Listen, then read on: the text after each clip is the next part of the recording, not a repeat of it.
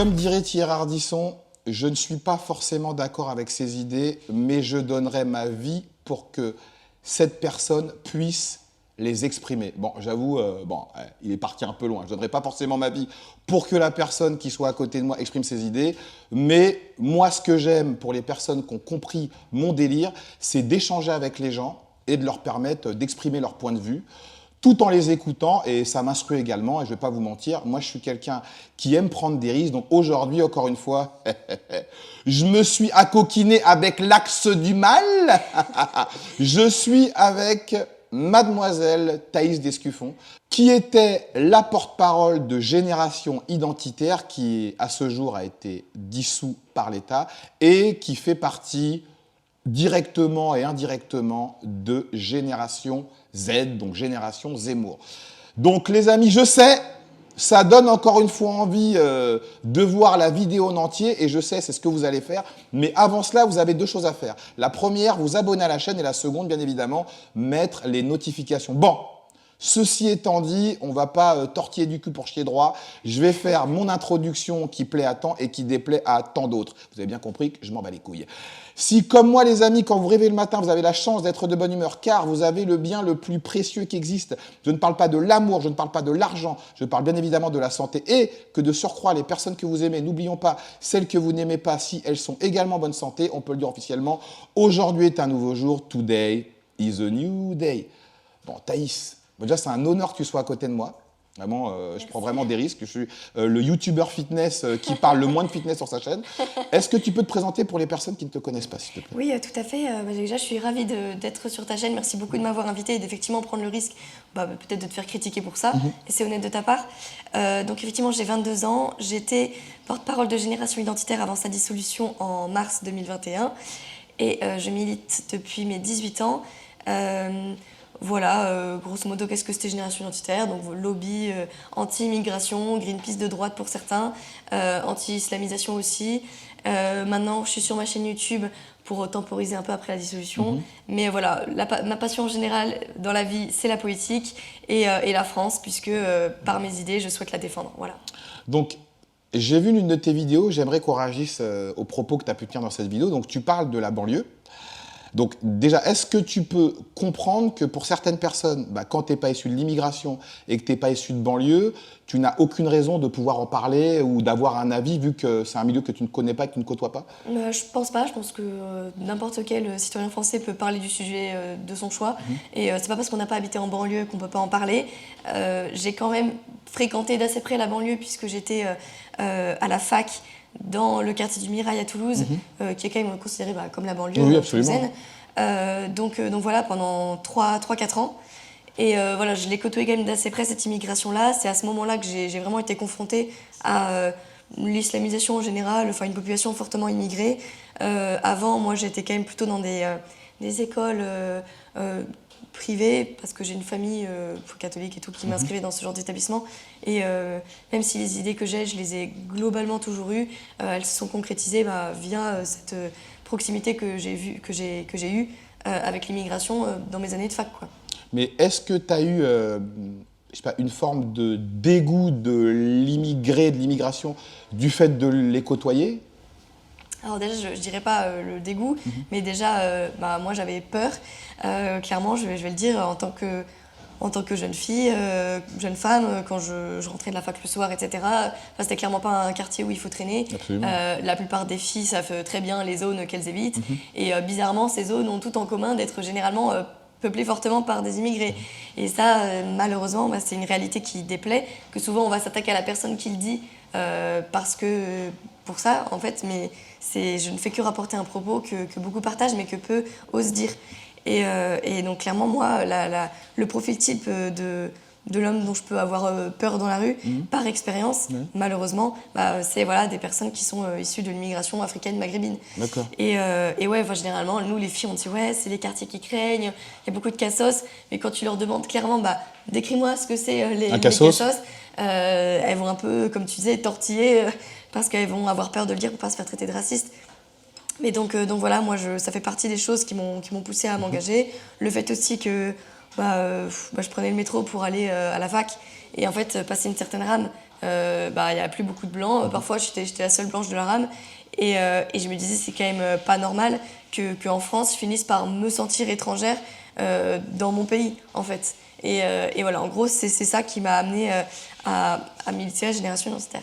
Donc maintenant, on va venir sur les 9 points que tu avais soulignés dans cette vidéo, qui sont selon toi les 9 mensonges, les 9 couleuvres qu'on veut nous faire avaler sur les clichés sur la banlieue venant essentiellement de gens de gauche qui, eux, ne fréquentent pas la banlieue et habitent dans des quartiers où il y a tout sauf des banlieusards. Le premier mensonge selon toi, les immigrés auraient été parqués là. Oui, ça c'est quand même un truc qu'on entend de façon assez classique, de dire oui, c'est des ghettos. Dans l'imaginaire, quand tu parles de ghetto, tu as vraiment le camp, les gens qui sont obligés d'habiter là, qu'on a effectivement parqués, forcés de vivre entre eux. Mais je veux dire, c'est du délire. Personne ne les a forcés à habiter là. Et il faut surtout savoir qu'à la base, les banlieues, c'était quand même des zones qui ont été créées à faveur donc, de la modernisation économique de la France dans les années 60. Et à la base, c'était habité majoritairement par des Blancs. Bon, c'était certes de l'immigration, mais c'était de l'immigration européenne. Donc tu avais des Polonais, des Portugais, des Italiens, etc. Et il y avait aussi des Bretons ou des gens de la France rurale qui étaient venus en ville pour y travailler. Et en fait, à l'époque, la banlieue, c'était génial pour eux parce que c'était quand même des loyers, c'était des loyers peu onéreux pour eux. Ils avaient également une proximité avec l'économie, les plus grands bassins économiques de la France, une facilité à trouver un travail qu'ils n'avaient pas dans la campagne. Et c'était aussi un accès à la modernité. Je me souviens je ne sais plus quel témoignage, c'était peut-être Éric Zemmour, mais qui disait que, en fait, à l'époque, même d'avoir par exemple des toilettes chez soi, c'était moderne parce qu'à la campagne, les toilettes c'était au fond du jardin, tu vois. Et c'est des trucs tout bêtes, mais en fait, vivre en HLM à l'époque, même si aujourd'hui c'est vrai que ça fait pas rêver parce que on a fait beaucoup de progrès techniques et on peut faire beaucoup mieux, mais à l'époque c'était la pointe de la technologie, tu vois. Et en fait, c'est avec l'arrivée de l'immigration extra-européenne que petit à petit, les Blancs ont fui ces endroits qui étaient devenus invivables. Et donc en fait, finalement, c'est eux qui se sont forcés un peu à vivre entre eux, qui ne voulaient pas vivre tellement avec la population d'origine qui était là, qui les ont fait fuir, qui pour la plupart sont partis qui sont retournés à la campagne en France périphérique, dont les Gilets jaunes sont plus ou moins les descendants, ou alors en ville pour ceux qui pouvaient se le permettre. Mais voilà, l'histoire des banlieues, c'est ça. Qu'à la base, il y avait une vie communautaire, il y avait très peu de criminalité. Et ça n'avait strictement rien à voir avec la situation qu'on connaît aujourd'hui, où les bâtiments sont dégradés par la population qui y vit, en fait. Le deuxième point, c'est la réalité des banlieues ne peut être décrite que par des personnes qui y habitent. Si tu n'y habites pas, limite, tu n'as pas le droit de t'exprimer sur ce sujet. Oui, c'est ça, ça recoupe un peu ce que je disais au début, mais effectivement, il y a toujours ce truc de dire oui, mais tu sais pas ce que c'est de vivre dans des conditions aussi terribles. Oui et non. Il y a quand même beaucoup d'endroits en France où on a des difficultés à payer son loyer, où il y a des endroits pauvres. C'est pas pour autant qu'il y a des réalités de oui, on va cramer des voitures tous les soirs, on va attaquer des flics. Je veux dire, rien ne justifie en fait de tels agissements. Et encore une fois, les banlieues, on aimerait peut-être bien y vivre. Il y a beaucoup de Français qui aimeraient bien y habiter si jamais c'était pas aussi violent. Et il y a même aussi beaucoup d'habitants de banlieues qui en ont marre en fait de cette image qu'ont les banlieues à cause généralement de bandes de jeunes, comme on dit. D'un groupuscule. C'est ça qui foutent le bazar, qui sont violents, qui font du trafic de drogue et en fait qui empêchent des honnêtes gens qui peuvent y habiter de vivre tranquillement. Donc au contraire, je pense que c'est plus les servir que ces personnes-là qui en fait demandent pas de mal à personne, en fait de dénoncer ce qui s'y passe pour que l'ordre y soit rétabli en fait. Le troisième mensonge selon toi, on est parti chercher les immigrés pour reconstruire la France. Oui, ça c'est le classique, oui. De toute façon, les immigrés, quand on a besoin d'eux, on les veut bien, puis quand on n'a plus besoin d'eux, on les veut plus. Soi-disant, on les marginaliserait. Donc ça, c'est le sempiternel discours de victimisation, en fait. Mais en fait, alors déjà, première chose, il y a effectivement eu une immigration de travail à un moment donné, mais qui a déjà été organisée par le grand patronat. C'était pas la population française qui, elle, est obligée de vivre avec. C'est pas le grand patronat qui vit avec. Et c'était surtout pour faire baisser le salaire des ouvriers français. Donc c'était pas une richesse, c'était pas quelque chose finalement de très souhaitable pour la population française de base. Et effectivement, ils sont venus mais ils ont été payés, enfin ils ont reçu un salaire. On leur doit rien de particulier, de plus que les autres, si ce n'est d'être payés à la fin du mois, et c'est ce qui s'est passé, ils ont été payés. Et donc on dit qu'on n'a plus besoin d'eux ou quoi, enfin qu'on les aurait instrumentalisés, c'est ridicule. Surtout que, comme je le dis dans la vidéo, effectivement, quand tu regardes vraiment les chiffres, en 1953 environ, il me semble, tu comptais entre 115 000 et 220 000 chômeurs algériens. Donc j'appelle pas ça vraiment reconstruire la France. Et en 1951, l'année de la fin de la reconstruction, tu avais seulement 1% de cette population qui était active. D'accord. Donc en fait, c'est évidemment un mensonge et c'est toujours la même chose. Voilà, c'est pour justifier en fait limite des horreurs de leurs descendants ou des gens qui viennent cracher sur la France alors que la France n'est pas raciste comme ils le prétendent. Les Français globalement ne le sont pas. En fait, ils veulent simplement que si tu vis chez eux, eh bien tu vis à la française en fait. Et c'est tout à fait normal. C'est le droit des peuples à disposer de leur pays comme ils l'entendent. Et en fait, voilà. Quand bien même, ça justifie pas encore une fois, d'être violent, de cramer des bagnoles. Je trouve ça un discours complètement absurde quand on compare à une réalité concrète de ce qui se passe en banlieue.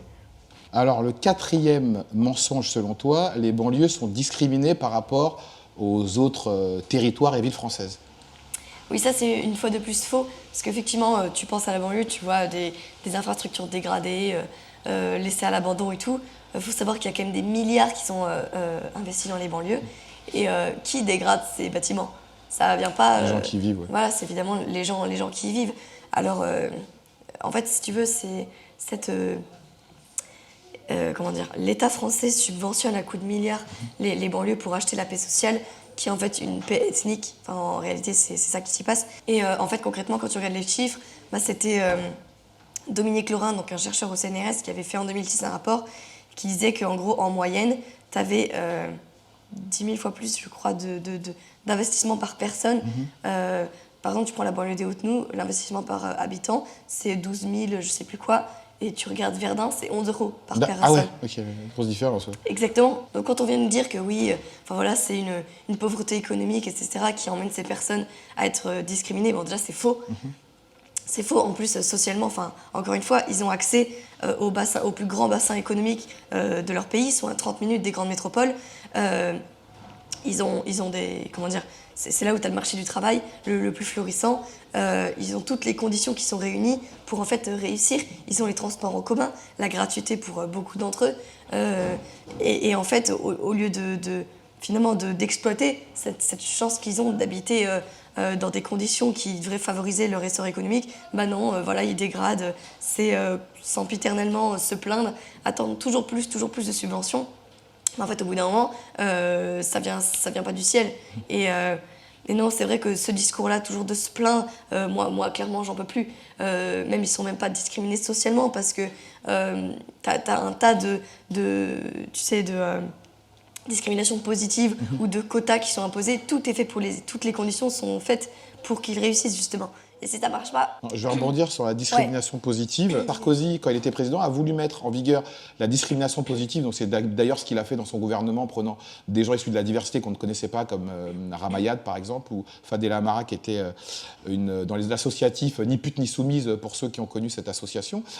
Et les gens de gauche ont crié au scandale en disant que c'est de la discrimination de vouloir discriminer. Qu'est-ce que tu en penses de ça? En fait, ils sont toujours dans une injonction contradictoire. D'un côté, il faut plus de diversité, puis en fait, quand t'en mets en avant, c'est jamais assez. En fait, pour ces gens-là, tu n'en feras de toute façon jamais assez. Donc en fait, la seule réponse que tu as apportée à ces gens, c'est affirmer ce que tu veux toi, ce que tu es en tant que peuple français, et en fait, arrêter de devoir toujours se flageller et en faire toujours plus, et puis au final, comme ils s'arrêteront jamais, on va où en fait? Donc oui, tu vois, il tend la main, il met des personnes de la diversité, bon c'est peut-être juste des quotas, et en fait moi justement je trouve ça limite plus dégradant qu'autre chose pour ces minorités, bon, qui à terme ne le sont plus tellement, mais pour ces personnes d'origine immigrée, en fait, c'est qu'en gros, on a besoin de quotas vous avez besoin de quotas pour être embauché, sinon vous n'êtes pas assez talentueux. C'est quoi ça? C'est un peu pareil pour la parité ou ce genre de truc pour les hommes et les femmes. En gros, les femmes seraient pas assez intelligentes pour être embauchées par leurs simples compétences et qualités. Et en fait, moi je trouve que là c'est la même démarche.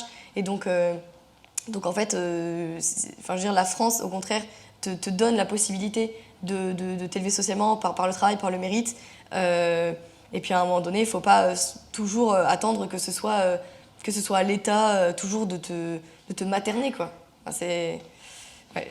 Le 5e point, qui selon toi est un mensonge, les émeutes de 2005 sont dues à une révolte économique et sociale. Alors bon, avant que tu donnes ton élément de réponse, je me souviens que c'était dû à la mort de Bounia et Zineb. Ziad et Bouna. Ouais. Ziad et Bouna qui ont été électrocutés à la suite d'un délit de fuite.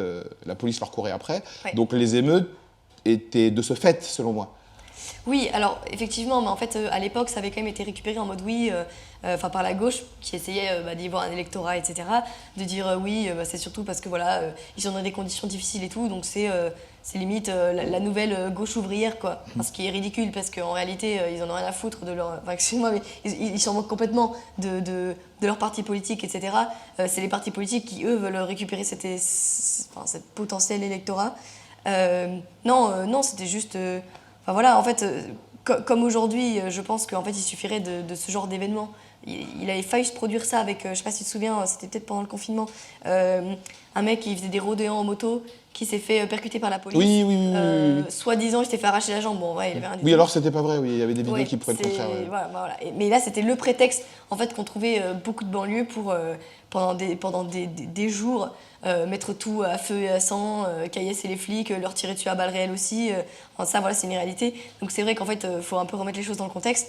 Et c'était pour répondre à cette gauche-là qui essaie d'instrumentaliser, en fait, grosso modo, en plus, il n'y avait même pas de revendication, mais les violences de ces quartiers, de dire, bah non, concrètement, effectivement, c'était suite à ces Ziad et Bouna qui s'enferment dans une centrale électrique.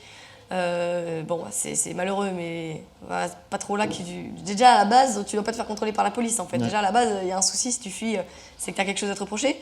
Mais ensuite, la situation avait empiré parce qu'il y avait eu il me semble, un tir de gaz lacrymogène perdu devant une mosquée, qui était en fait un accident. Mais au final, voilà, ça s'était enflammé et tout, donc tir à balles réelles et compagnie. Là, franchement, c'était à 2 doigts de la guerre civile.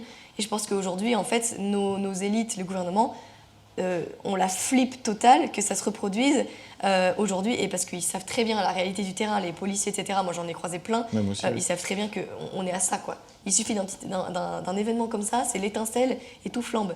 Théo également, tu te souviens, la matraque, la sodomie, oui, bon, sacré, oui. Exactement. Non, mais... Et le chef de l'État était parti à son chevet pour... Ah ouais, parce qu'en fait, ils en font des tonnes, parce qu'ils se disent, faut vraiment tout faire pour apaiser le truc, et hop, et on te subventionne encore et encore plus. Sauf que c'est pas en donnant plus de fric qu'en fait, on va empêcher ces gens-là, au final, de foutre la mouise, parce que c'est clairement ça ce qui se passe. Parce que comme j'ai pu le dire, on n'en fera jamais assez. Et si tu as des fauteurs de troubles, en fait, ils resteront là. Je pense que tu as vu le film Bac Nord, peut-être. Non, mais en tout cas, il a fait grand bruit. Ouais. C'était un film... Donc les gens l'ont qualifié d'être un film pro-police. Ouais. Alors que beaucoup d'observateurs ont dit justement que c'était un film qui était vraiment en corrélation avec la vraie réalité du terrain. Et par rapport à l'affaire Théo, on a appris que déjà les policiers ont été disculpés et que la famille de Théo faisait une fraude à la sécurité sociale et on volait des milliers d'euros à l'État par le biais de la sécurité sociale. Ouais, des chances pour la France, quoi. Ouais. Après, on va nous dire ça, c'est marrant parce que c'est toujours un peu le même profil qu'on retrouve. Hein. C'est un peu comme les Traoré, Adama et compagnie. Quand tu creuses un peu, les mecs détournent des fonds, font du proxénétisme et tout. Enfin, c'est l'angoisse. Je veux dire, à la limite, si jamais vous voulez des représentants de vos luttes, essayez de trouver mieux, quoi. Parce que franchement, ça vous dessert plus qu'autre chose. Et qu'est-ce que tu vois justement des médias qui n'ont de cesse d'encenser, en tout cas de relayer la parole de ce genre de personnes qui vont dire que la police sont tous des psychopathes qui sont là pour tuer les jeunes de banlieue, et les politiques également qui reprennent également ce genre de personnes ou ce genre de discours pour essayer de tirer un électorat vers eux. Qu'est-ce que tu en penses ? C'est ça, alors tu as ceux qui vont vouloir effectivement récupérer un électorat et capitaliser à mort dessus. Moi je pense à Jean-Luc Mélenchon, c'est devenu un fortige dans ce domaine. Et puis sinon, t'en as juste, c'est par un manque de courage parce qu'ils ont juste avoir peur de se faire traiter de raciste, de se faire attaquer. Et c'est des politiciens qui veulent juste pas faire de vagues et être centristes. Et voilà, je trouve ça pathétique en fait parce que... Attends, juste, c'était du coup par rapport au Traoré, c'est ça ? Oui. Oui. Ou même l'affaire Théo, ou toutes les affaires comme ça, même l'affaire Oui. Zeller également. Ou, Bah, exactement, c'est juste qu'en fait, t'as un tel niveau de tension par rapport à ces sujets en France que t'en as qui, voilà, par manque de courage éventuellement, vont suivre le courant un peu de l'hystérie. Parce que si tu vas essayer de faire preuve un peu de bon sens et te dire, bon, alors concrètement, qu'est-ce qui s'est passé? Et essayer même de faire preuve d'un peu de nuance. ouais, Tu devais te défoncer.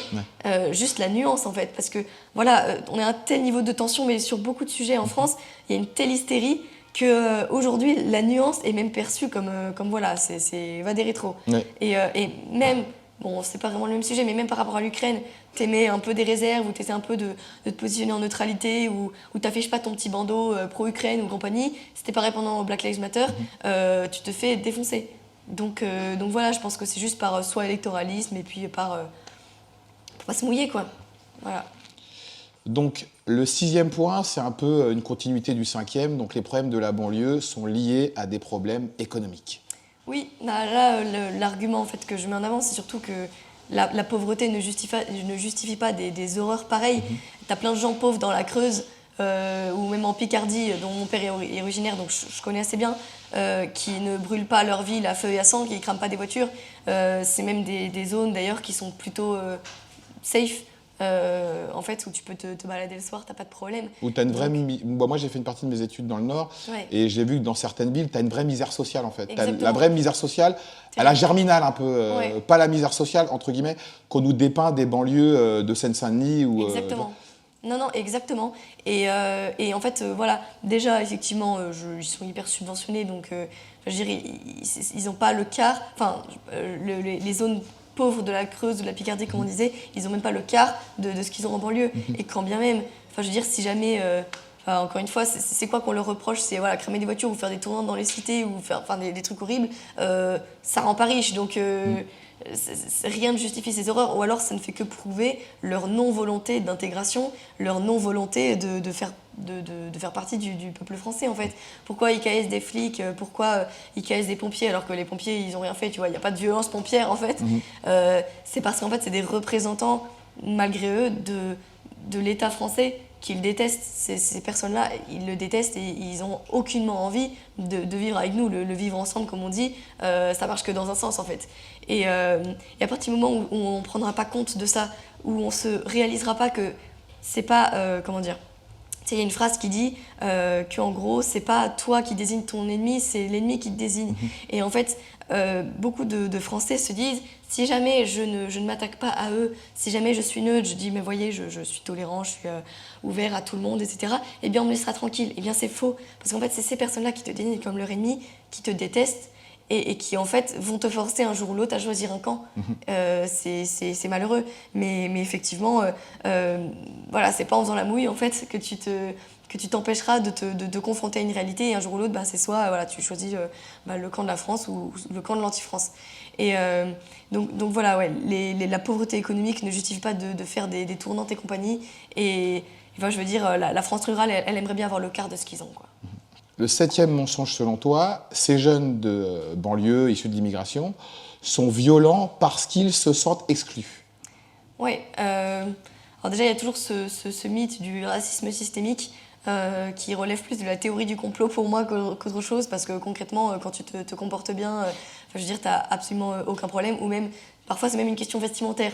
Quand tu es, je sais pas, issu de l'immigration et que tu t'habilles, on va dire, enfin voilà, pas en TN Lacoste, tu n'as aucun problème. Donc en fait, c'est normal que ces personnes-là se fassent plus contrôler proportionnellement, parce que en fait, quand tu es de la police, déjà, tu es hyper occupé. L'insécurité, elle explose. Tu as 120 agressions au couteau par jour en France. Et en fait, au bout d'un moment, tu veux un peu aller à la rapidité. Et tu sais que par expérience, eh bien, la majorité des jeunes qui dealent et compagnie, ou qui sont violents, c'est des personnes qui sont d'origine immigrée. Donc forcément, voilà, par expérience, parce que tu veux aller à l'efficace, tu vas davantage contrôler ces personnes-là. Donc voilà, c'est toujours la sempiternelle chouinerie habituelle. Mais même pour donner des exemples en fait, de mesures qu'on met concrètement en place pour les inclure au contraire socialement, tu avais Sciences Po donc, en 2001, il me semble, donc, sous la présidence de Richard Descoings, qui avait mis en place en gros un système où où les habitants des ZEP, les jeunes des ZEP, pouvaient entrer à Sciences Po sans passer par le concours qui est hyper sélectif et que tout le monde devait passer en fait. Donc tu vois que concrètement, la France au contraire est dans cette religion au contraire de l'antiracisme. Moi c'est plutôt ça que je vois en fait.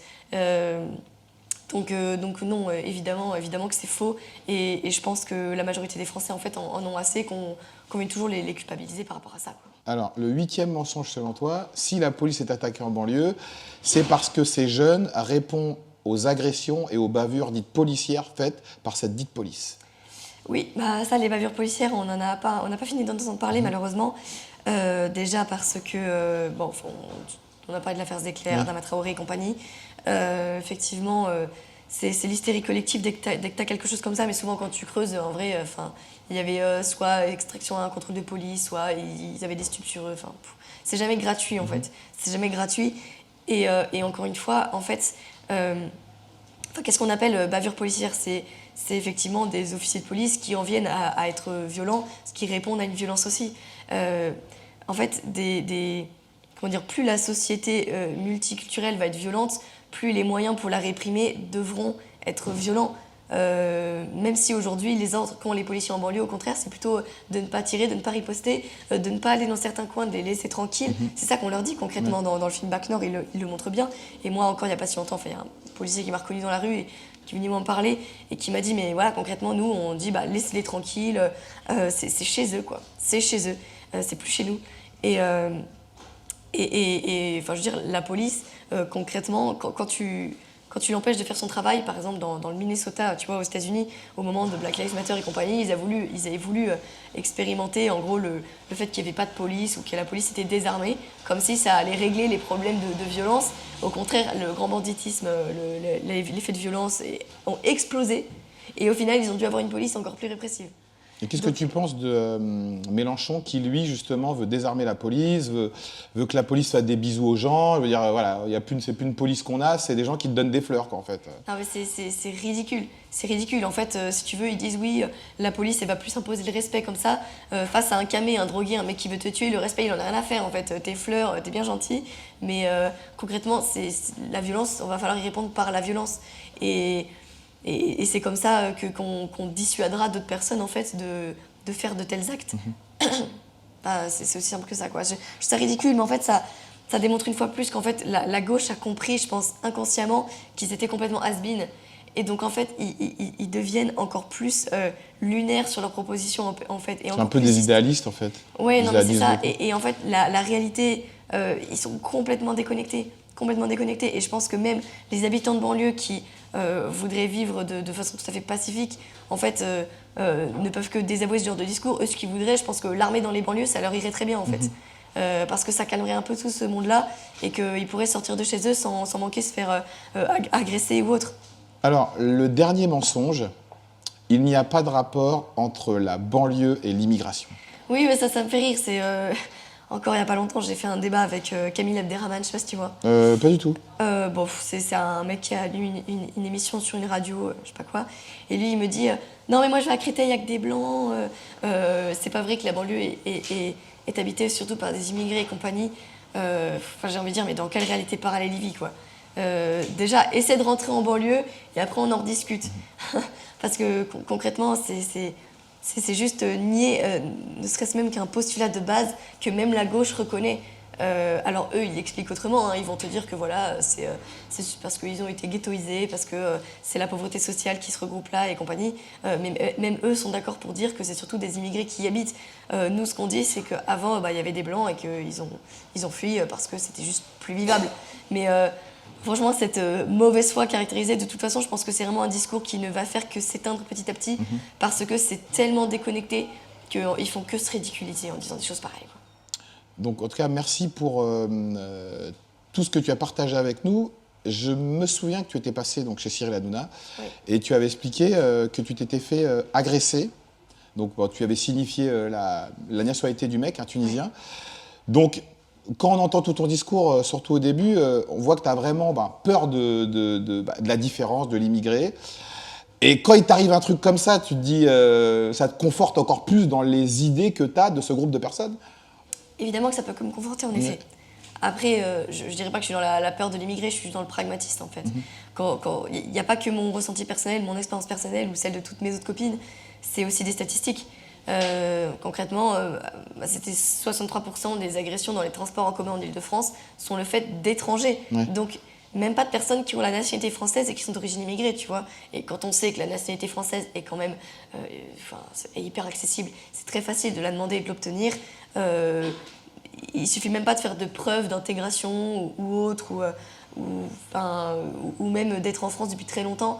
C'est très accessible. Donc quand tu sais voilà, que 63% c'est des étrangers, imagine le pourcentage de personnes qui peuvent avoir acquis la nationalité entre-temps, pardon, et en fait qui ont une vision en fait, de la femme qui est tellement différente de celle de la vision européenne, parce qu'ils sont de culture, de civilisation qui est quand même très incompatible avec la nôtre, islamique, tout ce que tu veux. Chez eux, dans certains pays, le voile c'est obligatoire. Tu as beaucoup de femmes qui sont forcées de le porter. Et en France, ça arrive aussi dans certains quartiers à Roubaix ou autres, à Drancy. Justement, c'est important ce que tu dis, c'est que moi j'ai grandi en banlieue, mais ça fait des années que je suis parti. Et moi je me souviens qu'à l'époque, on traînait tous les uns avec les autres. Je veux dire, c'était plus notre niveau social qui faisait qu'on était ensemble plus que notre couleur de peau ou notre religion. Et il est vrai que aujourd'hui, moi, je sais pas, 20 ans ou 30 ans après, on remarque que dans certaines banlieues, pas dans toutes, il y a beaucoup moins de Français. Il y a l'islam, moi, a pris une place un peu plus importante. Je connais même des filles comme toi qui sont converties à l'islam parce qu'elles sont issues d'un milieu où il y a que des gens comme ça, tu vois. Il y a que des gens qui sont de confession musulmane, donc elles suivent un peu le mouvement, comme si quelqu'un qui habitait à Neuilly se convertissait au judaïsme, ce que les gens ne font pas, bien évidemment, parce que c'est très difficile de se convertir au judaïsme, à la différence de la religion islamique. Donc il est vrai qu'il y a un constat qu'on ne peut pas nier, mais est-ce que on a l'impression, quand on vous écoute, votre groupuscule, les gens qui ont votre mode de pensée, c'est que tous les problèmes sont dus aux immigrés. Et quand on voit les gilets jaunes qui nous ont cassé les couilles pendant plusieurs semaines, plusieurs mois, même si leur combat est louable, vraiment les gars, je suis avec vous, je vous soutiens. Leur revendication n'était pas l'immigration, c'était plus gagner plus d'argent et avoir un meilleur niveau de vie. En fait, ce que les Français doivent comprendre et dont certains n'ont pas forcément conscience, c'est que la majorité de leurs problèmes sont reliés de près ou de loin à l'immigration. D'accord. En fait, si tu veux, c'est un problème qui a des ramifications très larges et qui touche à beaucoup de domaines. Si tu veux, par exemple, comment les ouvriers pourraient être défendus par leurs syndicats quand aujourd'hui les syndicats ont troqué leur audience et défendent plutôt les immigrés plutôt que des ouvriers de la France rurale ou autre. Comment tu voudrais que l'éducation, l'école, par exemple, augmente en niveau et que la culture française et le niveau d'enseignement français soit à la hausse, quand en fait, malheureusement, l'école aujourd'hui se met au niveau de plus en plus de personnes, de jeunes issus de l'immigration qui ont plus de mal, qui sont dans des conditions parfois par leurs parents ou autres, qui vont pas à l'école comme tout le monde, etc. Et en fait, au lieu de, au contraire, monter tout le monde vers le haut, au contraire, on se met à leur niveau et on baisse toujours plus le niveau de l'école. Comment, par exemple, les femmes pourraient être défendues par le féminisme, quand le féminisme, maintenant, est intersectionnel et défend aussi les immigrés qui, en fait, en majorité, sont ceux qui les agressent dans la rue. Donc, en fait, tu as plein de choses comme ça qui sont reliées de près ou de loin, ou même le pouvoir d'achat. Tu vois, le pouvoir d'achat, en fait, les Français sont taxés à mort pour financer le système de santé, les allocations et compagnie. Et hop, 42% des allocations de la CAF sont données à des étrangers. Et quand tu sais que l'AME, l'aide médicale aux étrangers, et comme ça, hyper généreuse, on n'a aucune civilisation dans l'histoire de l'humanité n'a été aussi généreuse avec eux que la civilisation française, en fait. Et c'est ça qui est fou, c'est que même malgré ça, ça se passe mal. Donc c'est dire qu'au bout d'un moment, faut établir des constats qui font peut-être mal, mais c'est ça où on va foncer dans le mur, quoi. Et des affrontements commencent déjà dans certains coins.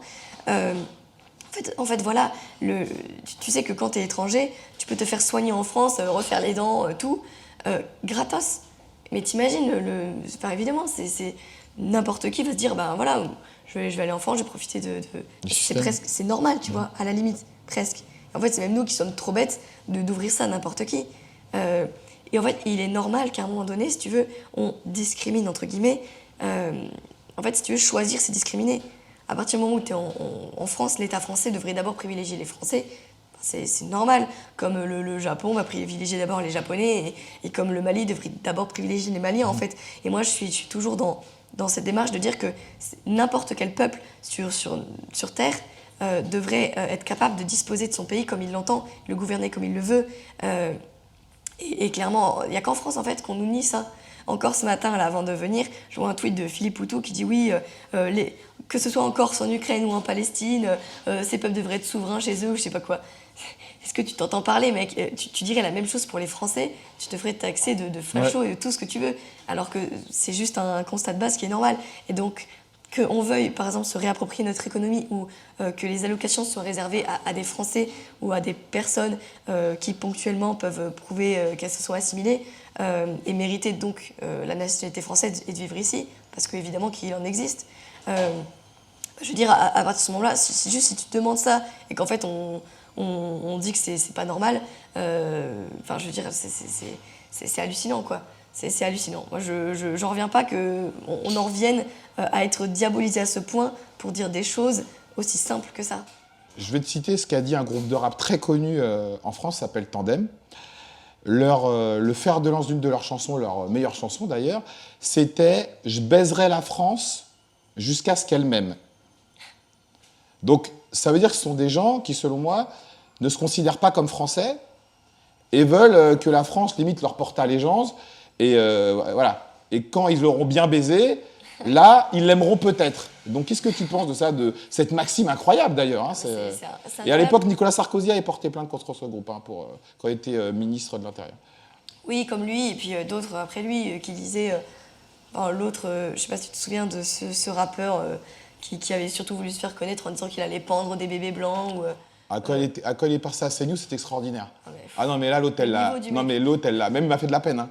Il m'a fait de la peine. Il m'a fait de la peine. Là, il lui a dit, mais t'entends ce que. Non, mais il m'a fait de la peine, le gars. Bah, il était face à sa connerie, quoi. Donc, qu'est-ce que tu penses de ce genre de personnes? Parce que c'est quand même des gens qui ont. Pour le premier groupe Tandem, parce que lui, c'est un mec que personne ne connaissait, c'est quand même des gens qui sont écoutés par les jeunes, des jeunes issus de l'immigration, et pas que d'ailleurs, et qui sont une voix pour la jeune génération qui est en pleine construction. Qu'est-ce que tu penses de ça? Déjà, si tu veux, ce que je pense de ça, déjà, c'est tout un programme. C'est assez clair, finalement.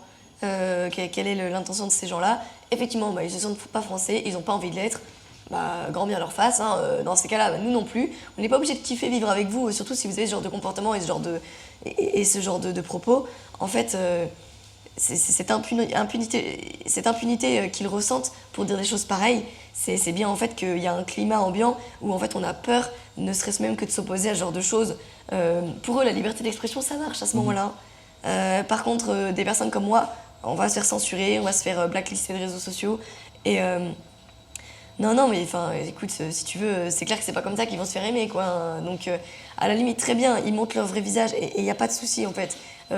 Moi, s'ils veulent, comme ils disent, baiser la France, en fait, concrètement, la France, elle va leur montrer aussi de quoi elle se chauffe au bout d'un moment. Il faudra pas à ce moment-là venir chouiner, quoi. Donc, ouais, ça, c'est juste stupide. Voilà, je vais baiser la France jusqu'à l'agonie et tout, on dit d'autres. En fait, ce qu'ils cherchent, c'est toujours plus qu'on se flagelle toujours plus et qu'ils aient aucun effort à faire. Et voilà quoi, le message pour moi est juste hyper clair quoi. Est-ce que tu as mis avec des filles ou des garçons issus de l'immigration qui habitent dans des cités ou en banlieue? Alors, très sincèrement, globalement non. Ah. J'ai en revanche, j'en parle jamais, c'est vrai, parce que j'ai pas envie qu'elle me serve de caution en fait. Parce que c'est ce truc de je suis pas raciste, j'ai un ami noir, je trouve ça.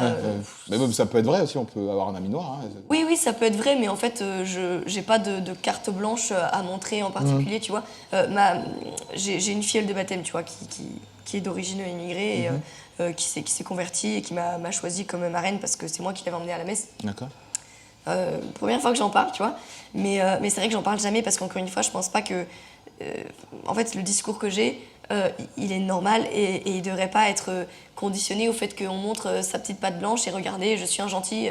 Non, moi j'ai aucun complexe à dire ce que je pense et c'est pour ça que je me suis jamais servi de mon amie, de ma filleule de baptême comme une manière de prouver que regardez, je suis une personne très bien, je suis de la bien-pensance, j'ai pas besoin de ça, j'ai clairement pas besoin de ça. Moi j'assume à 100% mes idées, je suis identitaire, je suis pour une immigration zéro, fermer les frontières, etc. Et j'ai absolument pas à m'en cacher. Et s'il y a des personnes qui sont de mon entourage, j'en ai perdu des personnes de mon entourage Ouais, j'imagine, qui voilà, étaient pas d'accord avec ce que je disais, y a pas de problème. Généralement, comment dire, généralement c'est plutôt ces personnes-là en fait qui supportent pas un tel discours et qui supportent pas d'avoir des amis ou des connaissances qui pensent comme ça, quand bien même aussi sympathiques soient-elles et aussi bien puissent-ils s'entendre entre eux. Donc j'en ai, mais encore une fois, j'en parle pas, je les mets pas en avant parce que j'aime pas trop cette droite un peu qui se veut plus antiraciste que les antiracistes. Je trouve ça ridicule de dire regardez, c'est eux les vrais racistes, c'est pas nous. En fait, il faut juste même sortir de ce truc-là. Quand quelqu'un te dit ouais t'es raciste, mais en fait tu réponds même pas à la question parce que c'est tellement absurde. C'est tellement absurde. En fait, tu veux juste défendre les tiens, tu veux juste défendre ton pays et tu dois forcément être amené toujours à ce truc-là. C'est la gauche qui impose ces thèmes et moi je pense que t'as juste même pas à répondre à la question. Enfin, je veux dire, ça se voit au quotidien comment je suis pas une personne qui le décrive, mais encore une fois, j'ai pas envie de me soumettre à leurs injonctions en fait. Comme tu me l'as dit au début de l'entretien, donc tes parents sont catholiques. Oui. Moi, je connais des gens qui sont... moi, ma mère est catho, par exemple, et elle est homophobe. Tu vois, et pourtant, elle est blague. Tu vois, et elle aussi, elle a été un peu traumatisée par son vécu en Afrique. Donc, ce qu'elle nous disait quand on était jeune, la première fois que je vais le dire d'ailleurs, c'est de surtout pas sortir avec des noirs. Moi, c'est ce que ma mère me disait. Et pourtant, j'ai plutôt traîné avec des noirs, alors qu'elle me disait de pas le faire. Bref. Donc toi, tes parents, ils sont plutôt d'extrême droite, ils épousent le même mode de pensée que toi, je veux dire, ils sont contre l'immigration. Oui. Moi, j'ai quand même été... T'as baigné là-dedans un peu quand même. Oui, forcément, ça... Puis mais j'ai été dans des établissements qui étaient privés pour la plupart. J'ai fait 1 an dans le public, ça m'a pas trop réussi. D'accord. Mais voilà, sinon j'étais quand même dans le privé, donc quand même assez préservé, faut le dire. Mais nos parents quand même... Enfin, mes parents, pardon, nous ont quand même toujours un peu parlé de ça, de politique plus ou moins. Pas du tout d'engagement politique chez eux non plus, c'est pas du tout dans leur culture. Par contre, oui, l'immigration, etc., ils nous en parlaient. Et puis, voilà, en étant parfois dans le public, ça m'est arrivé, ils cherchaient pas particulièrement à nous préserver de ça. C'était plutôt pour l'enseignement qu'ils nous mettaient, pour la qualité de l'enseignement, qu'on écrive bien, qu'on ait une bonne orthographe, qu'on lise beaucoup. Donc oui, mes parents épousent plutôt mes idées, ouais. Si, t'es jamais sorti avec un black ou un arabe, j'imagine.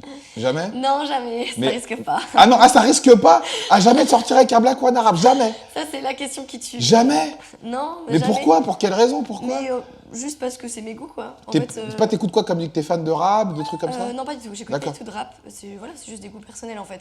Tu sortirais jamais avec un black, genre Omar Sy, toi, Will Smith, ça te fait rien, t'en fous, quoi.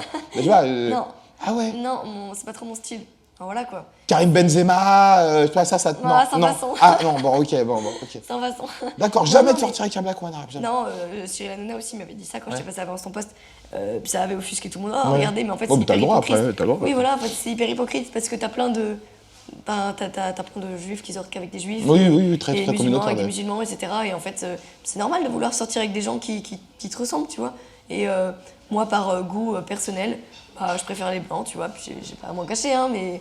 Si tu ramenais un musulman à tes parents, non, franchement, il dirait quoi? Le cas est juste même pas envisageable. Non, mais par exemple, on sait jamais, qu'est-ce qu'il dirait? Très choqué? En fait, surtout venant de moi. Ouais. Il serait choqué? Non, mais encore une fois, c'est tellement un scénario je sais pas, impossible. Mais comme on dit, Fontaine, je ne boirai jamais de ton eau, on sait jamais. On sait jamais, je veux dire, la vie est faite de... Ah, ça risque pas. Mais bon, si disons que tu leur ramenais, il dirait quoi? Bon, même si ça n'existera pas, ce qu'il dirait. Arrêt cardiaque ou... Au début, il serait... Ouais, je pense qu'il serait particulièrement surpris. Et que tu te convertisses et que tu manges plus de porc. Le scénario. Ouais, ce serait extraordinaire, ça. Ah, ce serait extraordinaire, ouais. Mais non, j'aime trop... j'aime trop la vie à la française et ma religion, et puis les blancs en général, j'aime bien, quoi. Mais après, qu'est-ce qu'ils diraient au bout d'un moment, les parents, qu'est-ce que tu veux qu'ils disent, quoi. J'accepterais ton amour pour Mohamed. J'en sais rien, franchement. J'en sais rien, mais encore une fois, je pense que... Non, je pense que ça passerait pas, mais... Dieu m'en préserve. Ah ouais, Dieu t'en préserve quand même, t'es dur. Hein. Non, mais donc tu peux comprendre que tout ce que t'as dit là, les gens qui vont l'écouter, qui sont pas forcément acquis à la cause, en vérité, on peut penser sur le papier, on va pas se mentir, Thaïs, que t'es un peu raciste quand même. Peut-être une forme de raciste 2.0, mais bon, tu dis qu'en gros, sortir avec un noir en arabe, c'est pas possible. Bon, moi, je sortirais pas forcément peut-être avec une rousse ou une naine, par exemple. Ouais, non, mais voilà, ça, c'est ton choix. Mais c'est ça, l'immigration, pour toi, c'est vraiment, c'est no way. Donc, est-ce que inconsciemment, on peut dire, est-ce que tu peux dire que tu es raciste d'une certaine manière? Écoute, inconsciemment ou consciemment. Non, mais écoute, comme je le disais tout à l'heure, pour moi, en fait, c'est des non-sujets. Ouais. Parce que, encore une fois, c'est toujours te ramener à une injonction que je trouve absolument stupide.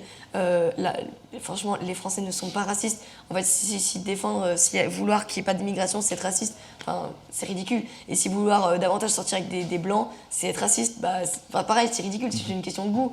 Moi, c'est ce que je préfère, quoi, c'est tout. Mais bon, si tu veux, les gens font ce qu'ils veulent, en fait. Les gens font ce qu'ils veulent de ce point de vue-là. C'est leur vie privée, ça me regarde pas.